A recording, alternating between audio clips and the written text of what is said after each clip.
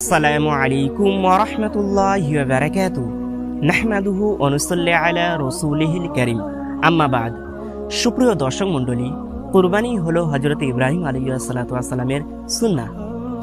আল্লাহ সুবহানাহু ওয়া তাআলা হযরত ইব্রাহিম আলাইহিস সালাতু ওয়াস সালামের কুরবানিকে এত পছন্দ করেছেন যে শেষ নবীর উম্মতের জন্য এই কুরবানিকে ওয়াজিব করে দিয়েছেন।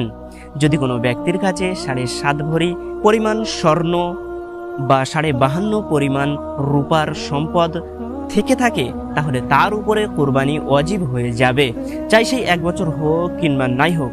ঈদের 3 দিনের মধ্যে অর্থাৎ 10 জিলহজ্জার ফজর থেকে 12 জিলহজ্জার সূর্যাস্ত পর্যন্ত যদি কারোর কাছে 52.5 ভরি রূপার সম্পদ থেকে থাকে, অর্থাৎ এখনকার সময়ে হিসাব করে দেখা যায় 52.5 ভরি পরিমাণ রূপার দাম প্রায় 35 থেকে 37 হাজার টাকার মতো। এই পরিমাণ সম্পদ যদি 10 জিলহজ্জার ফজর থেকে 12 জিলহজ্জার সূর্যাস্ত পর্যন্ত যদি কারোর কাছে এসে থাকে বাড়তি সম্পদ, তাহলে তার উপরে কুরবানি ওয়াজিব হয়ে যাবে। এটি গেল ভিন্ন বিষয়।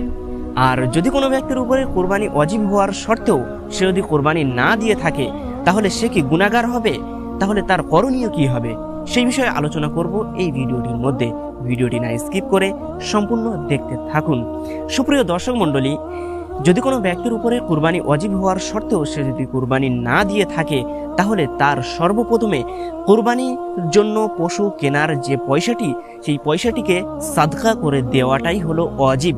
ফকির মিসকিনদেরকে সাদকা করে দেওয়া, ওই কুরবানি জানোয়ার কেনার পয়সাটি ওয়াজিব হয়ে যাবে তার উপরে, বাদিউস সনায়ার মধ্যে রয়েছে।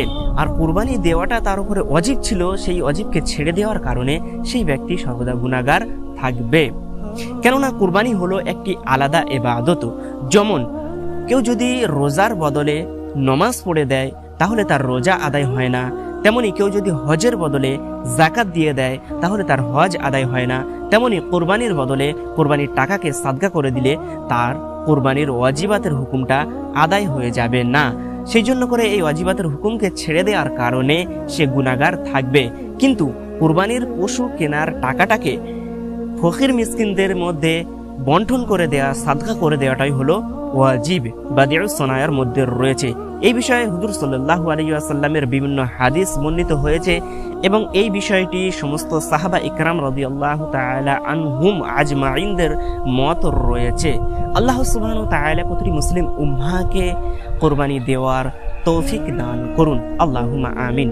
ভিডিওটি ভালো লাগলে অতি অবশ্যই একটি লাইক করবেন, আর চ্যানেল নতুন হলে অতি অবশ্যই চ্যানেলটিকে সাবস্ক্রাইব করে রাখুন, আর ভিডিওটি বন্ধুদের কাছে শেয়ার করতে একদম ভুলবেন না। ভিডিওটি সম্পূর্ণ দেখার জন্য শুকরিয়া।